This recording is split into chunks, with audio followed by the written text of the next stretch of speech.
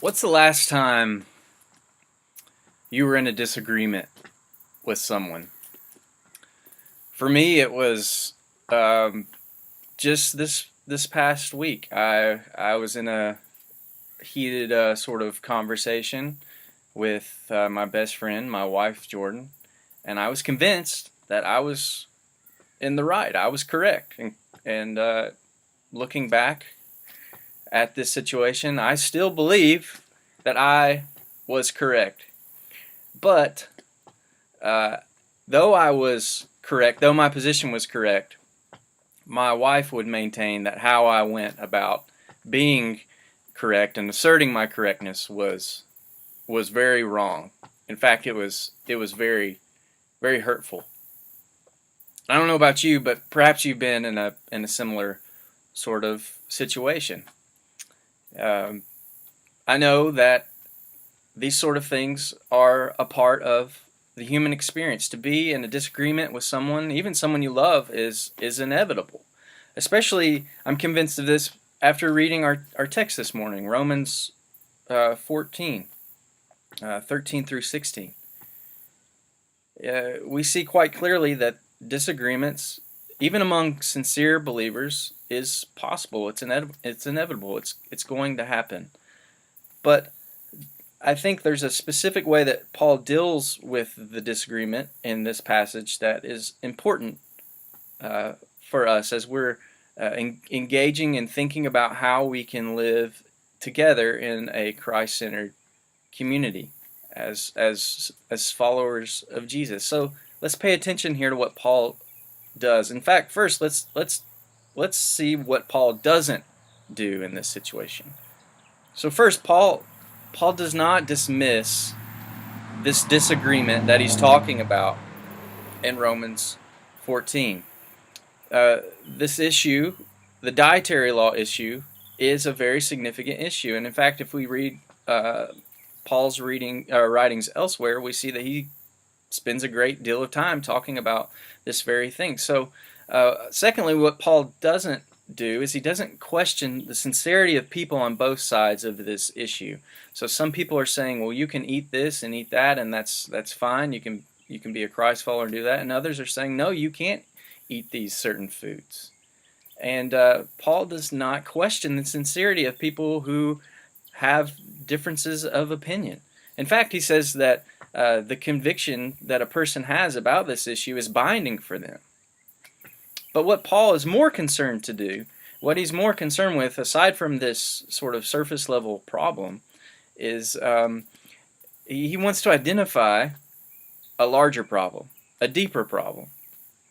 And the problem that I think Paul is getting at here is a problem that we face all the time. It's one that I alluded to uh, just a minute ago. Uh, we love being right more than we love our Christian brother or sisters. Oftentimes, we would rather be right than to love the person we're having a dispute with. And I know this is true for me, but isn't it also true for you? Don't we love just being right? But the question I think Paul's asking here is what is the expense? What is the cost of our correctness? What is the cost of our theological rightness? At whose expense does our being right come at?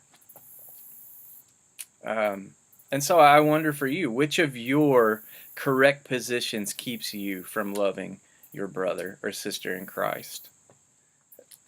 You see, in asking this question, Paul is actually pointing to what I believe is a higher good.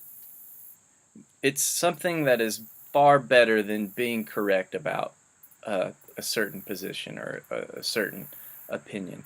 And I think the higher good is this. What Paul's calling us to is instead of placing a the highest value on being correct, he wants us to walk in love as a Christ-centered community. That's what's at stake here. And what this does not mean is that there won't be disagreements. Obviously, we will disagree. And also, what it doesn't mean is that we shouldn't have sincere convictions about things.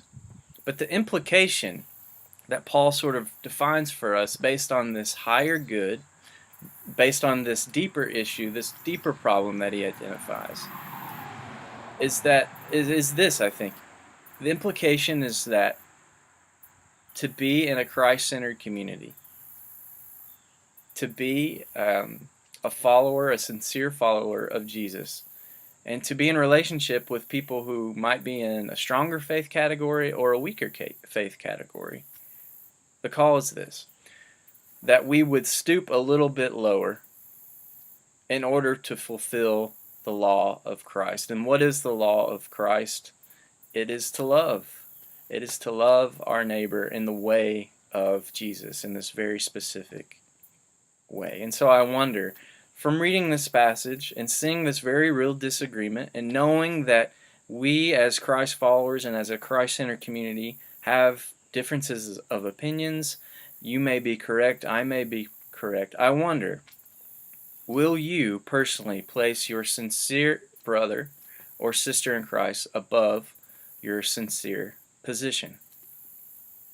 Will you sacrifice your correctness, your opinion, in order to love your brother or sister in Christ? Will you place a higher value on loving your brother than on maintaining your correctness?